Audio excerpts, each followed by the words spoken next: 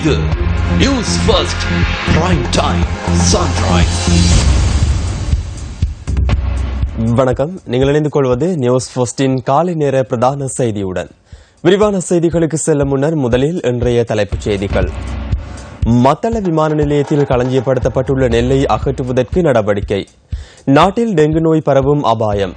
ஐநாவின் சிரியாவுக்கான விசேட தூதுவருக்கும் ஈரான் வெளிவிவகார அமைச்சருக்கும் இடையில் சந்திப்பு.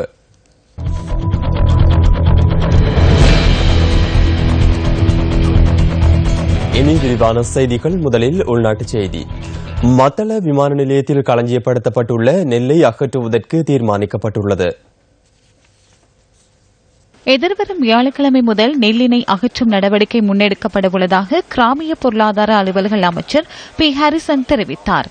கடந்த காலங்களில் நெல்லினை களஞ்சியப்படுத்துவதற்கு காணப்பட்ட இடப்பற்றாக்குறை காரணமாக விமான நிலைய அதிகாரிகளினதும் சுங்க திணைக்களத்தினதும் அனுமதியுடன் நெற்களஞ்சியப்படுத்த நடவடிக்கை எடுக்கப்பட்டதாகவும் இதன் காரணமாக பாரிய குற்றச்சாட்டுகள் முன்வைக்கப்பட்டதாகவும் அமைச்சர் தெரிவித்தார்.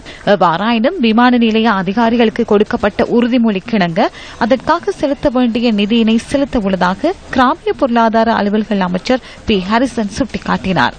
எதிர்வரும் வியாழக்கிழமை முதல் நெல்லினை அகற்றுவதற்கு நடவடிக்கை எடுக்கப்பட்டுள்ளதாகவும் எதிர்காலத்தில் மத்தள விமான நிலையத்தில் நெல் களஞ்சியப்படுத்துவதற்கான எதிர்பார்ப்பில்லை எனவும் அவர் குறிப்பிட்டுள்ளார்.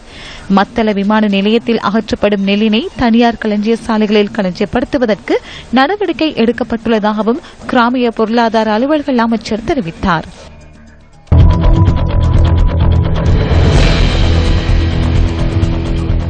நாடு முழுவதும் டெங்கு நுளம்பு பெருகும் அபாயம் அதிகரித்துள்ளதாக சுகாதார அமைச்சு எச்சரிக்கை விடுத்துள்ளது.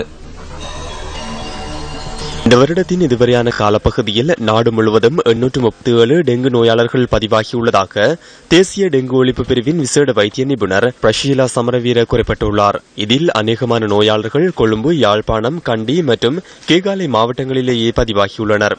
கடந்த வருடத்தின் இறுதி 3 மாதங்களுக்குள் வடபகுதியில் டெங்கு நோயாளர்கள் அதிகமாக பதிவாகியுள்ளதாகவும் தேசிய டெங்கு ஒழிப்பு பிரிவின் விசேட வைத்திய நிபுணர் சுட்டிக்காட்டினார். கல்முனை மாவட்டத்தில் இந்த வருடத்தில் மாத்திரம் 11 டெங்கு நோயாளர்கள் பதிவாகியுள்ளனர். போட்டிக்கு மருதமனை நடுவே கான்கள் போட்டிருக்காங்க. அந்த கான்கள் ஒழுங்கான முறையில் பராமரிக்கிறதுனால நெலும்பல் காணாலையும் பரவக்கூடும். மைக்கில் சொல்லி கொண்டு போவாங்க. அந்த வளவுகளை போயிட்டு பார்த்து அது என்ன செய்வோம் எப்படி செய்வோன்ற இதை சொல்ல மாட்டாங்க. அதுவும் ஒரு பிடத்தான். யாழ்ப்பாணத்தில் 83 டெங்கு நோயாளர்கள் காய்ச்சலால் பாதிக்கப்பட்டுள்ளதாக டாக்டர் பிரஷீலா சமரவீர குறிப்பிட்டுள்ளார். இதனால் வடக்கு மற்றும் கிழக்கு பகுதிகளில் இன்று முதல் விசேட டெங்கு ஒழிப்பு நடவடிக்கைகள் முன்னெடுக்கப்பட உள்ளதாகவும் அவர் குறிப்பிட்டார். டெங்கு ஒழிப்பு நடவடிக்கைகளுக்கு பொதுமக்களின் ஒத்துழைப்பும் அவசியம் எனவும் தேசிய டெங்கு ஒழிப்பு பிரிவின் விசேட வைத்திய நிபுணர் பிரஷீலா சமரவீர மேலும் குறிப்பிட்டார்.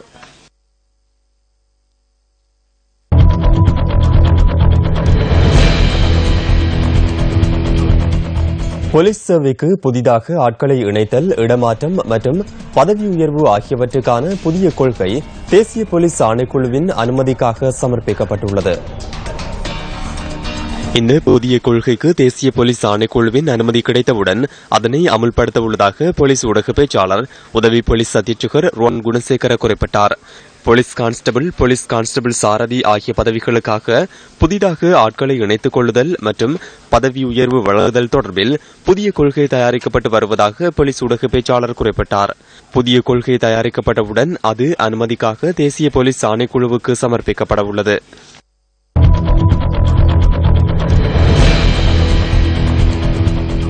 மாளிகாவத்தை பகுதியில் 1 கோடி ரூபாவுக்கும் அதிக பெறுமதியான ஹெரோயினுடன் கைது செய்யப்பட்ட சந்தேக நபர் இன்று மாளிகை நீதவான் நீதிமன்றத்தில் ஆஜர்படுத்தப்பட உள்ளதாக போலீஸ் தலைமையகம் தெரிவித்தது.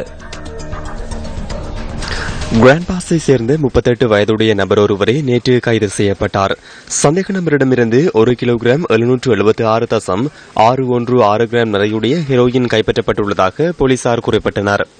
மாளிகாவத்தை போலீஸ் குற்றத்தடுப்பு பிரிவினருக்கு கிடைத்த தகவலின் பிரகாரம் மேற்கொள்ளப்பட்ட சுற்றி வளைப்பில் சந்தேக நபர் கைது செய்யப்பட்டதாக போலீஸ் ஊடக பேச்சாளர் உதவி போலீஸ் அத்தியட்சகர் ரோன் குணசேகர தெரிவித்தார்.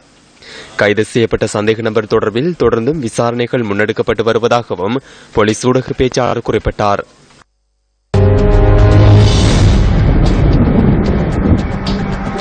இன்றைய வானிலை தொடர்பான தகவல்களை அறிந்து கொள்வதற்காக வளிமண்டலவியல் திணைக்களத்தின் வானிலை அதிகாரி முகமது சாலிஹினுடன் தொலைபேசி ஊடாக தொடர்பினை ஏற்படுத்தினோம். வணக்கம் கிருஷாந்த் ராஜ். இன்றைய வானிலையை பொறுத்தவரையில் நாட்டின் பெரும்பாலான மாகாணங்களில் மழை பெய்யக்கூடிய சாத்தியம் மிகவும் குறைவாகவே காணப்படுகின்றது. இருந்த போதிலும் கிழக்கு, வடமத்திய மற்றும் ஊவா மாகாணங்களில் சிறிதளவு மழை பெய்யக்கூடும். மத்திய, சப்ரகமோ, மேல் மாகாணங்களின் சில இடங்களிலும் காலி மாத்திரை மாவட்டங்களிலும் பிற்பகல் 4 மணிக்கு பிறகு மழை அல்லது இடியுடன் கூடிய மழை பெய்யக்கூடியதாக இருக்கும். கடற்பிராந்தியங்களை பொறுத்தவரையில் பொத்தியில் தொடக்கம் மட்டக்களப்பு ஊடாக திருகோணமலை வரையான கடற்பிரதேசங்களில் இடைக்கிடையே மழை பெய்யக்கூடும். இது தவிர நாட்டை சூழவுள்ள ஏனைய கடற்பிராந்தியங்களின் சில இடங்களில் பிற்பகல் 4 மணிக்கு பிறகு மழை அல்லது இடியுடன் கூடிய மழை பெய்யக்கூடும். பொதுவாக காற்று மணித்தியாலத்துக்கு 20 முதல் 40 கிலோமீட்டர் வேகத்தில் வடகிழக்கு திசையிலிருந்து வீசும். கொழும்பு தொடக்கம் புத்தளம், மன்னார் ஊடாக காங்கேசன்துறை வரையான கடற்பிரதேசங்களிலும் அதனைத் தொடர்ந்து காலி தொடக்கம் மாத்திரை ஊடாக ஹம்மாந்தோட்டை வரையான கடற்பிரதேசங்களிலும் காற்றின் வேகமானது அடிக்கடி மணித்தியாலத்துக்கு 50 முதல் 60 கிலோமீட்டர் வரையில் அதிகரித்து வீசக்கூடியதாக இருக்கும். இவ்வாறு காற்று அடிக்கடி அதிகரித்து வீசக்கூடிய சந்தர்ப்பங்கள்ல குறிப்பிட்ட அந்த கடல் பிரதேசங்கள் அவ்வப்போது சற்று கொந்தளிப்பாகவும் காணப்படும். நன்றி. இன்றைய வானிலை தொடர்பான தகவல்களை வழங்கியமைக்கு.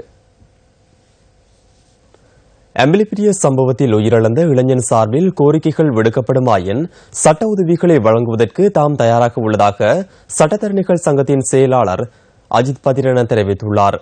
போலீசாருடன் இடம்பெற்ற மோதல் சம்பவங்களில் நீதியை நிலைநாட்டி தருமாறு கோரி தமது சங்கத்திடம் பலர் முறைப்பாடு செய்திருந்ததாகவும் அவர்களின் பிரச்சினைகளுக்கு உரிய தீர்வு பெற்றுக் கொடுக்கப்பட்டுள்ளதாகவும் சட்டத்தரணி குறிப்பிட்டுள்ளார். இதனால் அம்பிலிப்பிட்டிய சம்பவம் தொடர்பிலும் சட்டத்தரணிகளின் சங்கத்தின் உதவியை நாடும் பட்சத்தில் அதற்கான உதவிகளை வழங்குவதற்கு தாம் தயாராக உள்ளதாகவும் இலங்கை சட்டத்தரணிகள் சங்கத்தின் செயலாளர் சட்டத்தரணி அஜித் பத்திரன தெரிவித்துள்ளார்.